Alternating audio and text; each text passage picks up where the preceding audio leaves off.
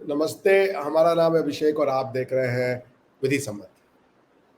हमारे साथ जी आज हैं शरीके गुफ्तगू यानी हमारे वार्तालाप में आज हमारे साथ होंगी आरजू काजमी जी। मैं बहुत बड़ा इनका प्रशंसक हूँ, फैन हूँ। एक समय मैं इनके यूट्यूब चैनल को सुना करता था, आज मैं इनके साथ पार्टिसिपेट भी करता हूँ, बातचीत करता हूँ। Arzoo ji, welcome to the show. Thank you so much for sparing the time. बहुत शुक्रिया सर कि आपने इनवाइट किया। हमेशा आपसे बात करके बहुत अच्छा लगता है। और अ, बड़ी मुश्किल उर्दू भी समटाइम्स आप बोलते हैं जब हम लोग भी नहीं बोलते। मैं भी सोच रही होती हूँ कि अभिषेक सर को इतने मुश्किल वर्ड भी आते हैं उर्दू के। जी जी सर। बस अ, क्या कहते हैं, खुसूसी खुसूसी रूप से सीखा मैंने उर्दू। तो अच्छा, आज आपसे बात करेंगे। आप एक पाकिस्तान में रहती हैं, आप चीज़ों को समझती हैं, हमसे ज़्यादा समझती हैं। और आप एक कई तरह के लोगों से बात करती हैं, उनसे आप उनका साक्षात्कार करती हैं, इंटरव्यू करती हैं, उनका सहाफ़ी हैं आप, एक बहुत आला दर्जे की। तो आप ये बताइए कि जो बांग्लादेश में हो रहा है, चाहे वो हिंदुओं के ऊपर अत्याचार हो, चाहे जो कॉन्स्टिट्यूशनल मैकेनिज्म है उसका फेलियर हो, क्या आप पाकिस्तान को भी उस ओर बढ़ता देख रही हैं? पहले तो इसका जवाब दीजिए। नहीं सर, पाकिस्तान को उस तरफ बढ़ता हुआ मैं नहीं देख रही। इसकी रीजन ये है कि वहां पर जो कुछ हुआ, अ, चाहे जैसे मर्जी गवर्नमेंट चली हो, कहा यह गया कि शेख हसीना जी की गवर्नमेंट को डिक्टेटरशिप भी बताया गया। बहुत से ना सिर्फ पाकिस्तानी बल्कि हिंदुस्तानी गेस्ट भी जो आए उन्होंने कहा कि वो डिक्टेटरशिप चला रही थी। ठीक है, हर गवर्नमेंट से कुछ ना कुछ गलतियां होती हैं, उनसे भी यकीनन हुई होंगी। एक बड़ा लंबा अरसा वो गवर्नमेंट में रही हैं, 15 साल, 15 या 20 साल तो हो जाता है। मगर बात सारी के वहां पर कभी फौज नहीं आई, वहां पर कभी फौज ने आकर कब्जा नहीं किया कंट्री के ऊपर। और पाकिस्तान में ऐसा कई बार हुआ है। और इस वक्त भी जो गवर्नमेंट चल रही है पाकिस्तान की, वो एक तरह से अब आर्मी कहा जाता है कि वही चला रही है, ये एजेंसीज चला रही हैं, जो कि बांग्लादेश में नहीं हुआ। तो इसलिए मुझे नहीं लगता कि किसी तरह का कोई कंपैरिजन बनता है बांग्लादेश और पाकिस्तान के बीच में। ये जरूर है कि अभी वहां पे जो हंगामा है वो देखकर सबको यकीनन अफसोस ही हो रहा है। जिस तरह से ये जब रेजिग्नेशन दिया है उन्होंने, शेख हसीना ने, उनके रिजाइन से पहले ही तकरीबन 300 के करीब लोग बताए जा रहे थे कि 300 या उससे ऊपर लोगों की जानें भी गई हैं। तो ये चीज देखकर ये सिर्फ यही नहीं हो रहा है अनफॉर्चुनेटली। अगर आप और कई कंट्रीज को देखें, चाहे वो ईरान हो, इसराइल हो, फलस्तीन हो, या यूक्रेन और रशिया को देख लीजिए, हर जगह पे कुछ ना कुछ। इवन पाकिस्तान में अगर आप देखें तो जो वहाँ अफगानिस्तान बॉर्डर है, वहां पे जो टेंशन चल रही है, तो मुझे लगता नहीं कि कोई आराम से बैठा है। इवन लंदन में अगर आप देख लें, यूके में अगर आप देख लें, तो हर जगह इस वक्त ऐसा लग रहा है कि बस सब बस एक दूसरे को मार काट करने में मसरूफ है, और कोई भी आराम से बैठने के लिए तैयार नहीं है। अच्छा, मैं ये देख रहा था आरजू जी कि 1975 में जो मुजीब उर रहमान थे, जो कि फादर ऑफ द नेशन थे बांग्लादेश के, उनकी घटना, उनकी हत्या की गई। और तब से लेकर के 2008 तक, जब शेख हसीना वापस गवर्नमेंट में आई और उन्होंने बांग्लादेश को स्टेबिलिटी दी, तो आपको पता होगा कि 15 साल तक पाकिस्तान की आर्मी वहां पर कू करके रही थी। और 29 के आसपास मिलिट्री कू रिपोर्टेड है बांग्लादेश में, which is a commonality between Pakistan and Bangladesh. But ये दोनों ही भारत से अलग होकर के बने। यहाँ पे वो नहीं हो रहा है और वहां पे ये दोनों देशों में हो रहा है। इसको आप कैसे देखती हैं? क्यों हो रहा है ऐसा? ऐसा क्या है कि पाकिस्तान के लोग या बांग्लादेश के लोग वो उन सरकारों से ऊब जाते हैं जो डेमोक्रेटिकली लाई जाती हैं, या उनका उस पर विश्वास उठ जाता है, तो वो उसको चेंज करने के लिए लोकतांत्रिक या सियासी तरीका ना ढूंढ करके वो उस पर जो है वो रिवॉल्यूशन, रिवोल्ट या इसका रास्ता अपनाते हैं? ऐसा क्यों है इन दोनों देशों में, बांग्लादेश और पाकिस्तान सर मुझे लगता है कहीं ना कहीं इन्होंने जो है रिलीजियस पॉलिटिकल पार्टीज को, या जो मुल्ला हैं उनको बहुत ज्यादा ताकत दे दी है, बहुत ज्यादा पावरफुल कर दिया है इन कंट्रीज ने। वैसे तो मैंने सुना था कि बांग्लादेश ने ऐसा नहीं किया है, बांग्लादेश ने उनको उनकी जगह पे रखा है, लेकिन ऐसा लगता नहीं है जो कुछ अभी हुआ है। उसको देखकर ऐसा नहीं महसूस होता। लेकिन पाकिस्तान में तो डेफिनेटली ऐसा ही है कि पाकिस्तान में जो रिलीजियस पॉलिटिकल पार्टीज हैं या जो मुल्ला हैं, उनको ना सिर्फ ये कि जो हमारे डिक्टेटर था जनरल मोहम्मद ज़ियाउल हक, उसके टाइम से भी पहले भुट्टो के ज़माने से ही इनको बहुत पावरफुल कर दिया गया। और अब हाल ये है कि आज जिस दिन मैं आपसे बात कर रही हूँ, आज के दिन हमारे यहाँ की जो माइनॉरिटीज़ हैं, चाहे वो किसी भी रिलीजन से बिलोंग करती हों, उन्होंने एक पीसफुल प्रोटेस्ट, एक मार्च उन्होंने ऑर्गेनाइज किया था पाकिस्तान की बड़ी सिटीज़ में, ख़ासतौर पे कराची में। और उसके लिए उन्होंने परमिशन भी ली थी। एक बड़ी इंटरेस्टिंग और बड़ी सच्चाई वाली वीडियो भी उन्होंने बनाकर उस लगाई थी, जिसमें बताया गया था कि क्या क्या गलत चीज़ें पाकिस्तान में हो रही हैं माइनॉरिटीज़ को लेकर। मगर उसके लिए परमिशन भी मिल गई थी और फिर टीएलपी वाले बीच में आ गए और उन्होंने कहा हम नहीं होने देंगे, और वो परमिशन वापस ले ली गई और उनको मना कर दिया गया कि वो ये मार्च या प्रोटेस्ट नहीं कर सकते। तो डेफिनेटली यहाँ पर अगर हम देखें तो यहाँ पे जो रिलीजियस पार्टीज हैं या जो मुल्ला हैं, वो इतने पावरफुल हैं कि वो किसी को आगे बढ़ने ही नहीं देते। सॉरी, अगर उनको यही लग रहा था कि वो लोग कोई गलत बात कर रहे हैं, तो मेरे ख्याल से वो कोई गलत बात नहीं करने जा रहे थे। वो वही बता रहे थे जिस तरीके से पाकिस्तान में ट्रीट किया जाता है माइनॉरिटीज को, कि उनको जो जो उनको उनके नाम जो रखे जाते हैं, उनको जो जॉब्स दी जाती हैं, मतलब उन्होंने ये भी कहा कि अगर हम पायलट या इंजीनियर या डॉक्टर बन सकते हैं तो हम पाकिस्तान के प्राइम मिनिस्टर या प्रेसिडेंट क्यों नहीं बन सकते। हम पाकिस्तान के सिटीजन हैं तो हमें क्यों इस तरह से ट्रीट किया जाता है, हमें चूड़ा बोला जाता है। और कई उस वीडियो में बहुत सी चीजें उन्होंने बताई। और ये कि अगर कोई ये भी कहा जाता है कि या तो तुम कलमा पढ़ लो, नहीं तो तुम हिंदुस्तान चले जाओ, ये भी कहा जाता है। तो वो चीज़ें उन्होंने की थी। और आज क्योंकि माइनॉरिटीज़ का डे सेलिब्रेट किया जाता है, तो वो उस वजह से वो लोग करने जा रहे थे ये सारा प्रोटेस्ट, या मार्च कह लीजिए, वैसे प्रोटेस्ट था वो, मगर नहीं होने दिया। अब यही चीज़ शायद मुझे लगता है कि बांग्लादेश का भी यही इशू रहा है। बांग्लादेश में भी जिस तरीके से इस वक्त हम सुनते हैं या न्यूज़ में देख रहे हैं कि दूसरे रिलीजन के लोगों को जैसे मारा जा रहा है या परेशान किया जा रहा है। और उसमें जैसे आपसे भी मेरी बात हुई और भी कई जगह पे देखा कि वहां पर भी माइनॉरिटीज के जो नंबर्स हैं वो बहुत कम हुए हैं। तो यकीनन ये प्रॉब्लम जो है वो दोनों दोनों कंट्रीज की एक ही जैसी है, और इसी वजह से एक ही जैसी चीज हम फेस भी कर रहे हैं। हमें यहाँ पर, मैं तो कई बार कहती हूँ कि इस्लामिक रिपब्लिक पाकिस्तान के बजाय पीपल रिपब्लिक ऑफ पाकिस्तान होना चाहिए। जैसे चाइना है तो लोग बड़े नाराज हो जाते हैं कि जी इस्लामिक कंट्री है और तुम ऐसे बोल देती हो, ये कर देती हो। लेकिन अगर आप इस्लामिक रिपब्लिक करने के बाद आप लोगों को जीने नहीं दे रहे, आप लोगों को परेशान कर रहे हैं, उनका रिलीजन चेंज करवा रहे हैं, उनकी बच्चियों को उठा के ले जा रहे हैं, उनको हर तरह से उनको डिग्रेड करने की कोशिश कर रहे हैं, तो उससे बेहतर है कि पीपल रिपब्लिक ऑफ पाकिस्तान हो जाए, ताकि हर एक को उसकी रिस्पेक्ट तो मिले। तो मेरा ख्याल है कि यही यही चीज जो है ये दोनों कंट्रीज फेस कर रही है, भारत फेस नहीं कर रहा इस वक्त अभी तक। तो उसकी रीजन यही है कि आप लोगों ने अभी तक उसको कोई रिलीजन का नाम नहीं दिया अपनी कंट्री को।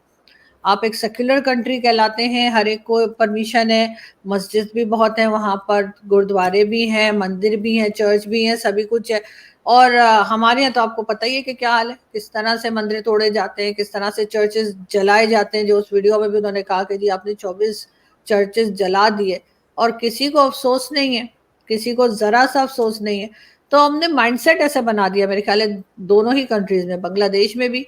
और बल्कि अभी जो बांग्लादेश की वीडियोज आई शेख हसीना जी के जाने के बाद, तो वो जो उनके घर में घुसे थे और वहां से जो सामान उठा उठा के ला रहे थे कि पानी की टंकी भी उठा लाए, एसी भी ले आए और सब कुछ ले आए, तो उससे मुझे वो 9th में याद आ गया जो हमारे यहाँ हुआ था 1 साल पहले। और वहां घुस के और हर चीज खाने पीने की और क्या कुछ लिया, हाँ टीवी वगैरह तोड़ दिया था, इसलिए कि टेक्नोलॉजी से हमारा कोई लेना देना नहीं। तो खाना पीना उठा के ले आए थे, तो लग रहा था कि कहीं ना कहीं वो जो एक दीवानगी या एक बावलापन है वो एक ही जैसा है दोनों कंट्रीज में, कि वो भी अंदर घुसे और घर का सामान उठा के उनका बाहर आ गए। और खैर उन्होंने तो थोड़ा सा 1-2 स्टेप और आगे गए पाकिस्तानियों से। मेरा ख्याल है जो पाकिस्तानी उस लेवल तक जो है वो अपनी किसी फीमेल पॉलिटिशियन को डिग्रेड नहीं करते, जो वहां पर किया गया जिस तरह से, जो कि मुझे एज अ फीमेल बहुत बुरा लगा। और बड़ा अफसोस भी हुआ कि हमने ये सब कुछ जो बांग्लादेश में चल रहा था वो होते हुए देखा। अच्छा, मैं आपको एक बड़ी अच्छी चीज दिखाऊं, कुछ जिसे कह लिए इंटरेस्टिंग चीज जो शायद पाकिस्तान के लोग देख के सीखें, ठीक है ना। ये देखिए, मैं कुछ ना शेयर करता हूँ आपके साथ आरजू जी।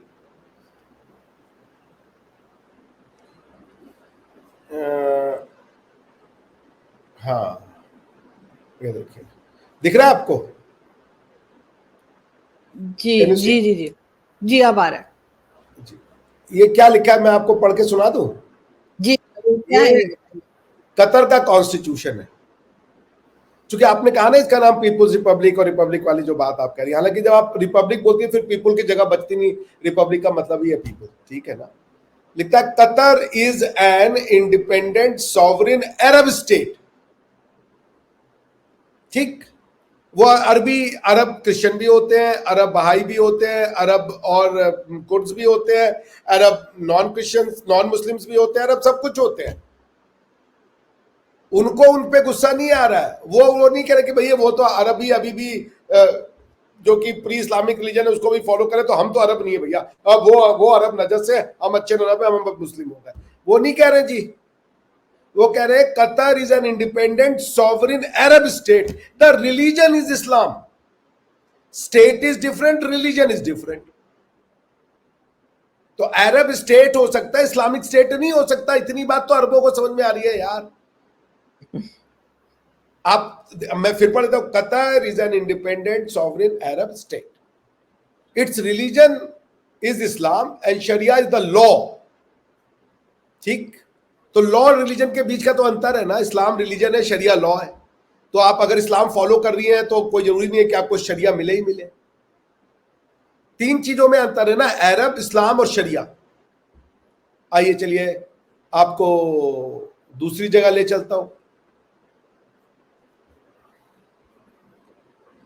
सो ये देख लीजिए, ये दिख रहा है आपको?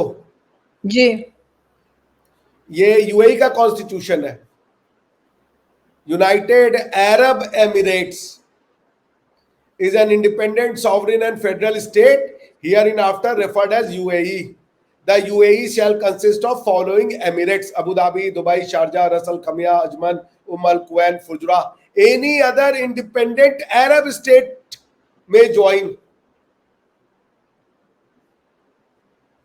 अच्छा, ये आपको नहीं दिखा,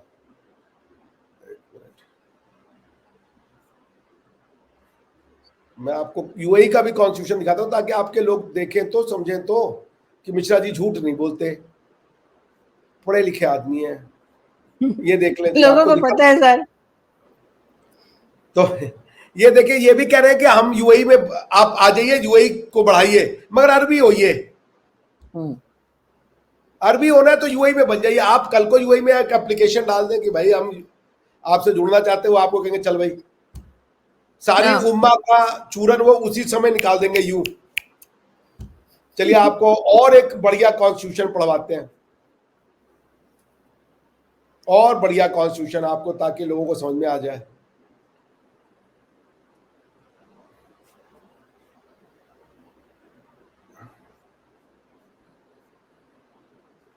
सॉरी, ये कॉन्स्टिट्यूशन की जगह मैं जो पढ़ रहा था वो खोल दिया मैंने।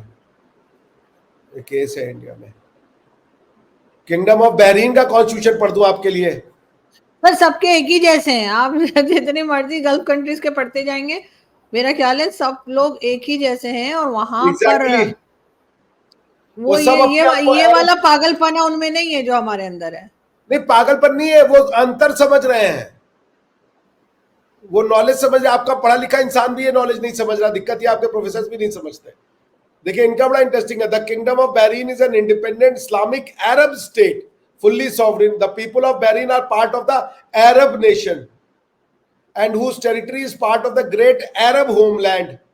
Its sovereignty may not be assigned and any of its territory may not be abandoned. पता नहीं आप लोगों के यहाँ के जो दानिश है उन्होंने क्या पढ़ लिया है, मुझे समझ में नहीं आ रहा। मैं क्या नहीं समझ पा रहा हूँ, ये भी नहीं समझ पा रहा हूँ कि चलो भाई मैं गलत हूँ, मुझे कोई नया ज्ञान मिल जाए, मैं उनके कॉन्स्टिट्यूशन को पढ़ रहा हूँ तो भी मुझे लग रहा है यार जो मैं समझाऊँ वो सही समझाऊँ। पर पता नहीं पाकिस्तान और बांग्लादेश के लोग क्या समझ रहे और हिंदुस्तान के लोग। चलिए आपसे दूसरा एक प्रश्न लेंगे आरजू जी। ये जो गुस्सा निकल रहा है शेख हसीना जी का, वहां की माइनॉरिटी पे निकल रहा है, मंदिरों पे निकल रहा है, इसको कैसे देखती हैं, कैसे एक्सप्लेन करेंगे आप?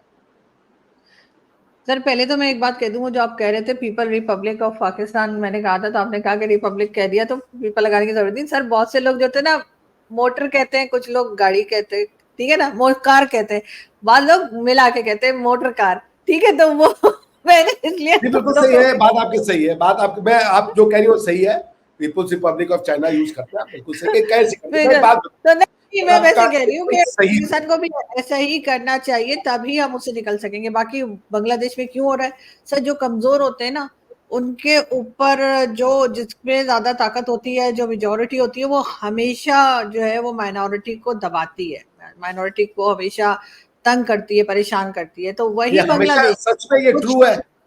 क्या ये हमेशा वाकई में माइनॉरिटी मेजॉरिटी जो है माइनॉरिटी को दबाती है? ऐसा तो मैं, सर मुझे थोड़ा ज्यादातर ऐसा होता है, चले जाए। हमेशा नहीं, लेकिन मोस्टली जगह पे, मतलब 10 में से 8 जगह तो ऐसा ही देखा है।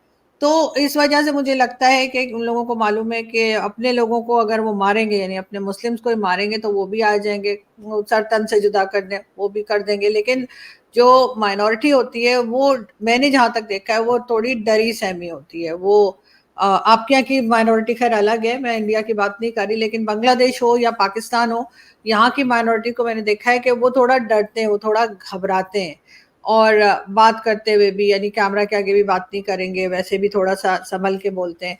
तो इसलिए शायद उनको टारगेट किया जा रहा है, उनके ऊपर अपना गुस्सा, अपनी फ्रस्ट्रेशन जो है, वो बांग्लादेश के लोग जो है, वो हिंदू हो चाहे क्रिश्चियन हो या कोई भी दूसरे रिलीजन के लोग हो, उनके ऊपर अपनी फ्रस्ट्रेशन निकाल रहे हैं। खुद तो कुछ कर नहीं पाए, अपनी जो गवर्नमेंट थी उसको हटाया, जिस तरीके से भी हटाया, और जो भी उनके प्रॉब्लम्स रहे वो लोग ज्यादा बेहतर समझते होंगे। लेकिन ये कि अपनी फ्रस्ट्रेशन को उन्होंने उनके ऊपर निकाले। भाई उन्होंने आपका क्या बिगाड़ा है?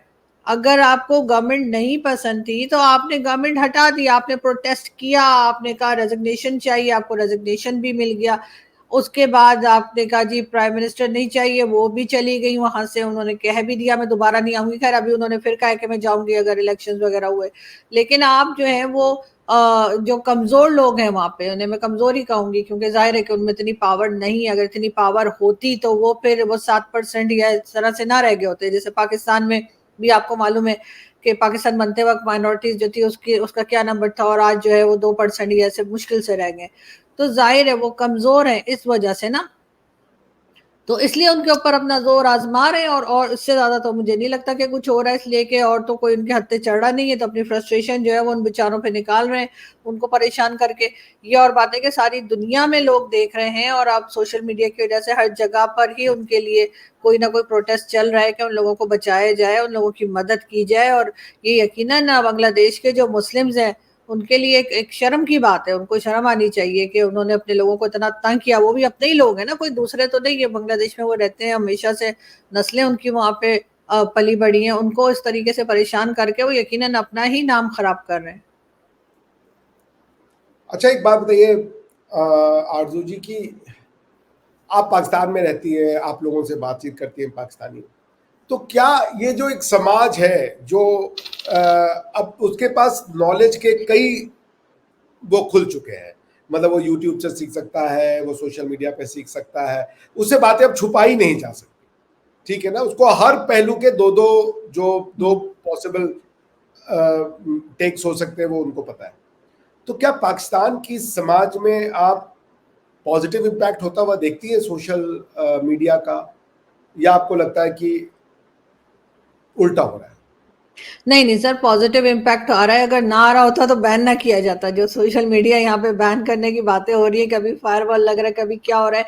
और एक चीज जो मैंने पहली दफा देखी, फर्स्ट टाइम मैंने देखा अपनी लाइफ में, कि माइनॉरिटी ने एक ऐसा वीडियो बनाया जिसमें उन्होंने बताया कि उनके साथ क्या गलत हो रहा है। उन्होंने आज के दिन प्रोटेस्ट करने की, मार्च करने की कम से कम कोशिश की।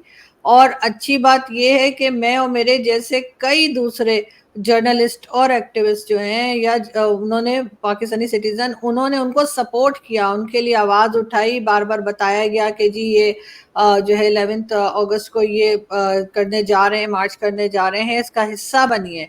लोगों ने ये तक कहा। ये और बात है कि बाद में जो गवर्नमेंट है, या सिंध गवर्नमेंट खास तौर पे कहूंगी, जो बड़े बनते हैं कि जी हम तो माइनॉरिटी के साथ हैं, और वो जो बिलावल भुट्टो हैं वो हर साल होली पे, दिवाली पे बड़ी अपनी पिक्चर्स लगाते हैं, उन्होंने, उनकी गवर्नमेंट ने जो है ये मना कर दिया, वो परमिशन वापस ले ली, जो नहीं होना चाहिए था। तो मैं एक चेंज देख रही हूँ, मतलब कम है लेकिन है।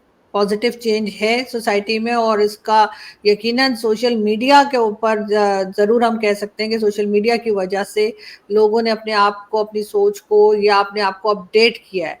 बहुत सी चीज़ें, रिलीजन का तो मैं नहीं कहूँगी, क्योंकि रिलीजन जो है वो तो हमेशा से है, क्योंकि मेरे घर में ऐसी बात रही कि हमें हर रिलीजन की रिस्पेक्ट करना सिखाई गई। तो मैं शुरू से ही, मेरे घर में जो है वो कुरान भी है, बाइबल भी है, गीता भी, सब कुछ है। लेकिन हाँ, एक जो हम अपने टीवी पे देखा करते थे कि जी इंडिया ने ये कर दिया, कश्मीर में वो कर दिया, इंडिया ने हमारे ऊपर अटैक कर दिया, हमने सारी जंगें जीती, हमने उन्होंने सारी जंगें शुरू की, वो सारी चीज़ें डेफिनेटली हमने चेंज की। हमने सोशल मीडिया से सीखा, हमने इंडियन टीवी से बहुत सीखा, इंडियन दोस्तों से बहुत सीखा, अपने जो हमारे सीनियर्स जो आया करते हैं इंडियन टीवी पे, उनसे बहुत कुछ सीखा। तो तारिक फतेह साहब से बहुत कुछ सीखा। तो ये इस किस्म के लोग जब हम मिले, तो इनसे हम सोशल मीडिया के थ्रू ही मिले ना, ऐसे तो जाहिर है मुलाकात नहीं हुई। वो जाहिर है कनाडा में रहते थे, हम यहाँ रहते थे, और कई दूसरे लोग ऐसे जो पाकिस्तान में नहीं रहते, लेकिन फिर भी वो हमारे एक फैमिली का हिस्सा बने। उनसे हमने बहुत कुछ सीखा, अपने आप को अपडेट किया, और वो तभी हो पाया जब सोशल मीडिया के जरिए हमने एक दूसरे से बातचीत की। मेरे ख्याल है पॉजिटिव आ रहा है पाकिस्तान में, लोग जो हैं वो बात को समझ रहे हैं। मैं ये नहीं कह रही कि बहुत सारे, ठीक है, अगर 10 में से 2 की भी समझ में आ रहा है तो मेरा ख्याल है कि ये अच्छी शुरुआत है और आगे बेहतर होगा। अच्छा, कुछ लोग ये भी कह रहे हैं कि जो बांग्लादेश में हुआ उसमें पाकिस्तान का हाथ है, इसको आप कैसे देखती हैं? पाकिस्तान में खुशियां तो जरूर मनाई गई थी। कई लोगों ने, हमारे कई मीडिया के लोग भी ऐसे थे जो कि जिन्होंने ट्वीट्स वगैरह लगाई थी कि देखे देखे दीदी पाकिस्तान से अलग हुआ, और उसके बाद जो है वो इन लोगों को देखें क्या हाल हुआ इनका। और शेख मुजीब के लिए भी कहा गया कि देखें जी ये गद्दार थे, और याहिया खान और भुट्टो सही थे, और उनके जवाब में पाकिस्तान से ही लोगों ने जवाब दिया, और बड़े प्रोमिनेंट किस्म के जर्नलिस्ट और एक्टिविस्ट थे जिन्होंने जवाब दिया कि आप गलत बता रहे हैं, और ऐसा नहीं है, बल्कि सही बात यही है कि शेख मुजीब सही थे और भुट्टो और याहिया गलत थे।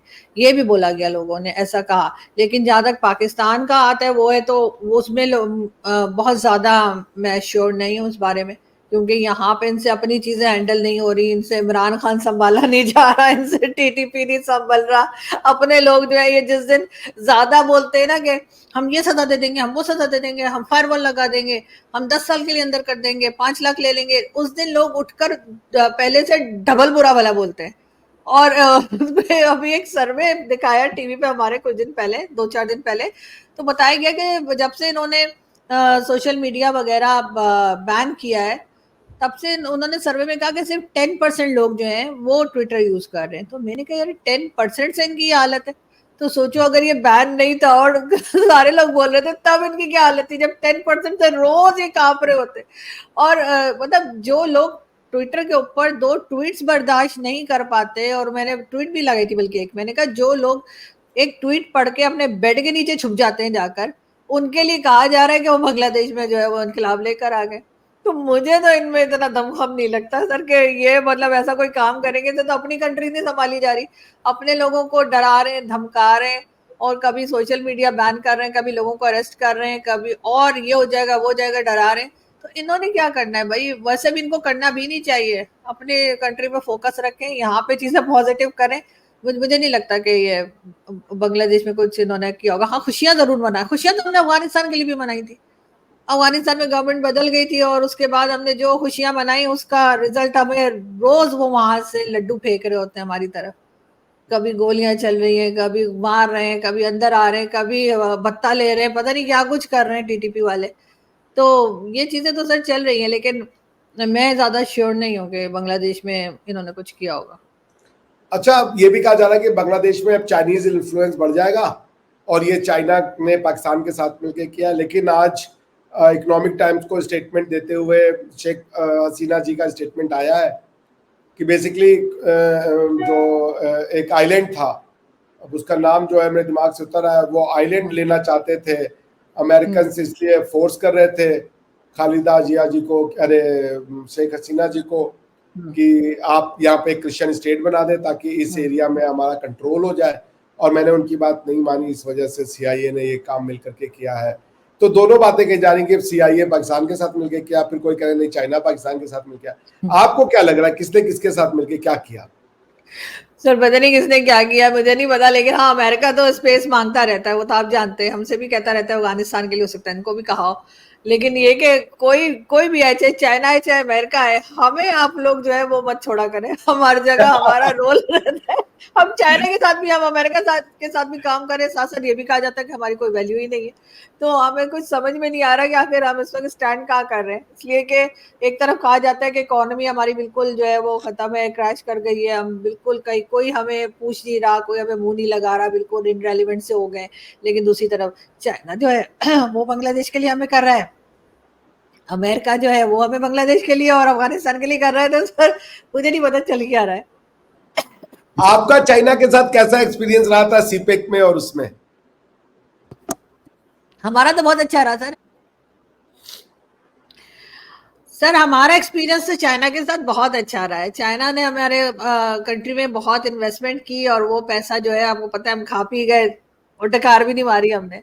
आप ये सवाल किसी चाइनीज से पूछिए कि उनका एक्सपीरियंस कैसा रहा लुटने के बाद। गुरुवर, जिस दिन चाइनीज गेस्ट आएगा मैं जरूर पूछूंगा। तो वो लूटने वाले को तो हमेशा मजा ही आता है सर, लुटने वाले को असल में प्रॉब्लम होती है। तो पैसा तो उनका गया है, हमारे साथ तो कोई प्रॉब्लम नहीं। हमारी तो ठीक है, उन्होंने सीपैक बनाना था ग्वादर में, उनसे हमने कहा ये बनाइए। अब जब वो चाहे 10 साल में बनाए चाहे 110 साल में बनाए, हमें कोई जल्दी नहीं है। बस इन्वेस्टमेंट देते रहे, पैसा आता रहे, और उसके बाद उनके वर्कर्स आए काम करें, तो सब ठीक है। अब ये कि एक्सपीरियंस तो उनका पूछना बनता है, हमारा तो अच्छा ही रहा है, बल्कि बहुत बेहतरीन रहा है। इससे ज्यादा पैसा तो हमें कोई और देता भी नहीं जो चाइना ने दिया। बहुत से लोग कह रहे हैं जैसे अमेरिका ने हामिद करजई साहब को अफगानिस्तान का प्रेसिडेंट बनवाया था, बाद में गनी साहब को भी वो लेकर के आए और उन्होंने बनवाया अफगानिस्तान का प्रेसिडेंट, उसी तरीके से मोहम्मद यूनुस साहब को पाकिस्तान बांग्लादेश में भी अमेरिका ने ही इंस्टॉल किया है, वो उनके ही आदमी है। इसको कैसे देखती हैं आप? सर पॉसिबल तो है, इसलिए कि चाहे वो पाकिस्तान हो या बांग्लादेश हो, उसमें अमेरिकन इन्फ्लुएंस तो रहता है। हमारे यहाँ तो आर्मी चीफ तक कहते हैं कि अमेरिका से पूछ के बनाया जाता है, लेकिन कहाँ तक सही है मालूम नहीं, लेकिन कहा जाता है। तो हो सकता है उन्होंने बनवाया हो। और अब ये भी कहा जा रहा है कि प्रो पाकिस्तान गवर्नमेंट आएगी, तो इसलिए भी पाकिस्तान खुश है, इसलिए कि शेख हसीना जो थी वो तो पाकिस्तान के साथ नहीं, हो तो इंडिया के साथ प्रो इंडिया कहलाती थी। तो अब जो नई गवर्नमेंट आएगी वो प्रो पाकिस्तान होगी, ये भी कहा जा रहा है। लेकिन तो समझाइए, ये प्रो पाकिस्तान होना का क्या मतलब है, क्या होगा? मतलब पाकिस्तान के फेवर में पहले जो गवर्नमेंट थी वो इंडिया के फेवर में कही जाती थी कि प्रो इंडिया थी, इंडिया की तारीफ करना, इंडिया के साथ बहुत अच्छे टर्म्स थे। अब जो है वो बांग्लादेश की, अब जो नई गवर्नमेंट आएगी, जो भी आएगी, तो कहा यह जा रहा है या समझा यह जा रहा है कि अब वो प्रो पाकिस्तान होगी, पाकिस्तान के साथ टर्म्स बेहतर होंगे, भारत के साथ टर्म्स इतने अच्छे नहीं होंगे। एक आज स्टेटमेंट भी है मोहम्मद यूनुस जो है उनका आया था कि जी भारत ने कुछ ठीक नहीं किया है, उनको नहीं नहीं, रखकर शेख मोहम्मद हसीना यूनुस को। साहब ने ये कहा कि इंडिया ने ये सब जो हुआ उसको बांग्लादेश का इंटरनल मैटर कह दिया, इससे मैं डिसअपॉइंटेड हूँ। बात उनकी हाँ सही थी, चाहते थे कि इंडिया हेल्प करे, पर क्या हेल्प करता है हाँ, इंडिया? मुझे लगा जो इंडिया ने किया वैसे सही। इंटरनल मैटर ये मेरे ख्याल है, उसमें ना तो पाकिस्तान को ना ही भारत को या दुनिया में किसी भी कंट्री को उसमें बोलना चाहिए। उन लोगों की अपनी मर्जी है, वो जिस गवर्नमेंट को रखना चाह रहे हैं, जिसको हटाना चाह रहे हैं। वैसे भी उनकी भी एक तरह से काफी हद तक Exactly. इंडिपेंडेंट फॉरेन पॉलिसी रही है वो। उनकी फॉरेन पॉलिसी जो है वो बहुत ज्यादा मजबूरी ज्यादा नहीं है, जैसे हमारे यहाँ है ना कि बहुत ज्यादा मेरे ऊपर होता है कि जी हमने अमेरिका की भी सुननी है, चाइना की भी सुननी है, सऊदी अरब की भी सुननी है। तो हम तो 3 तरफ से बात करने के बाद आते हैं, तो वो तो ऐसा नहीं है। तो डेफिनेटली हर चीज में ये है, लेकिन जाहिर आप लोगों ने क्योंकि शेख हसीना जो है उनको रखा है भारत में, तो उसके ऊपर उन्होंने बोला होगा। अच्छा, ये लास्ट क्वेश्चन आपसे पूछेंगे कि आप क्या, इमरान खान साहब भी कहते थे कि अमेरिका ने मुझे हटवा दिया, शेख हसीना जी भी कह रही है अमेरिका ने मुझे हटवा दिया, तो क्या वाकई में आपको लगता है कि अमेरिका इतना पावरफुल है कि गवर्नमेंट्स को हटवा सकता है इन देशों में? और सिर्फ इस्लामिक देशों में ही क्यों अमेरिका ऐसा कर रहा है? सर अमेरिका ऐसा कर तो सकता है, अगर अगर कोई देखे तो पावरफुल कंट्री है, और उसकी एक अपना तरीका है चलने का। तो जाहिर है कि ये हमारी चाहे बांग्लादेश हो या पाकिस्तान हो, वो अमेरिका के मुकाबले में तो काफी कमजोर है। तो इन्फ्लुएंस तो अंदर अंदर रहता है, आपको मालूम है कि जो है वो तो चल रहा होता है इनका, अमेरिका का स्पेशली। जैसे क्यूबा में तो नहीं हटा पाए फिडेल कास्ट्रो को, क्यूबा तो बहुत छोटा है, पर सर आप तो इस्लामिक बहुत बड़ी है। सर जी हम जी लोग भड़क जल्दी जाते हैं, शायद हम लोग जल्दी भड़क जाने वाले लोग हैं, जल्दी हम लोग इन्फ्लुएंस में आ जाते हैं, शायद इस किस्म के लोग हैं। लेकिन कहीं ना कहीं अपनी कमजोरी भी होगी ना, क्यूबा में इतनी कमजोर हुकूमत नहीं होगी या इतने कमजोर लोग नहीं होंगे जो पाकिस्तान या बांग्लादेश में पाए जाते हैं। हमें तो मतलब एक फूंक से उड़ जाने वाले लोग हैं हम तो हमें तो फिर अमेरिका तो बहुत बड़ी चीज है, हमें तो कोई मतलब चलता फिरता आके गिरा के जा सकता है, क्योंकि यूनिटी नहीं है ना, आपस में कोई यूनिटी नहीं है। हर जो गवर्नमेंट में, अगर पाकिस्तान की बात करूं, जो गवर्नमेंट आती है उसको गिराने के लिए जो बाकी बाहर होते हैं वो पूरी कोशिश कर देते हैं कि किसी तरीके से उसको गिरा दें। चाहे वो इमरान खान की गवर्नमेंट थी, चाहे वो नवाज शरीफ की गवर्नमेंट थी, तब इमरान खान नारे लगाया करते थे गो नवाज गो। फिर इमरान खान आ गए तो इमरान खान के लिए लोग पीछे पड़ गए कि इसको गिरा दो। बाकी पार्टी इस वक्त भी अगर आप हमारा टीवी चैनल देखें तो आपको लगेगा एक दूसरे को किस तरह से डिग्रेड करते हैं कि कोई हाल नहीं है। तो ये शायद ये वाली कमजोरी मौजूद है दोनों जगह, बांग्लादेश में भी और पाकिस्तान में भी। वहां पर भी शेख हसीना जो है उनके पीछे काफी टाइम से लोग पड़े हुए थे कि वो किसी तरीके से हटा दें उनको, फिर उसके बाद प्रोटेस्ट शुरू हुए, कितने ही लोगों की जाने गई। तो ये वाली चीज तो शायद अमेरिका को और कहीं नहीं मिलती, लेकिन अमेरिका को फायदा क्या है वो मैं नहीं समझ पा रही कि यहाँ पर आके इस तरह से गवर्नमेंट को बिठाना हटाना ये सब करके क्या फायदा। इमरान खान के लिए तो खैर कहा जाता था उस टाइम पे, इमरान खान की गवर्नमेंट के वक्त, पता नहीं वो चाइना की तरफ थे और वो अमेरिका की तरफ थे, और कभी अमेरिका की तरफ नहीं थे, चाइना की तरफ जा रहे थे, तो ये सिलसिला चल रहा होता है। मगर बहरहाल इतना तो है कि अमेरिका पावरफुल है और वो यकीनन ये जो कमजोर कंट्रीज हैं उनके ऊपर तो होल्ड रखता है। आरजू जी, आपने हमारे लिए समय निकाला, आपके लिए बहुत बहुत धन्यवाद। कोई कंक्लूडिंग थॉट आप बांग्लादेश में जो हो रहा है उसके ऊपर बोलना चाहें तो बोल दें। मैं बस यही कहना चाहूंगी सर कि हर जगह पर अमन रहे और लोग आराम से रहें, और जिस तरह से हिंदू कम्युनिटी को और दूसरे लोगों को वहां पे टारगेट किया जा रहा है वो देखकर मुझे बहुत अफसोस होता है, एंड आई विश के ये चीज जल्दी कंट्रोल हो जाए। थैंक यू आरजू जी। मैं आप सभी दर्शकों से कहूँगा कि आरजू जी के चैनल को लाइक करें, सब्सक्राइब करें, और मेरे नए चैनल को भी जरूर लाइक करें और सब्सक्राइब करें। धन्यवाद। Thank you Aarzoo ji. Thank you sir.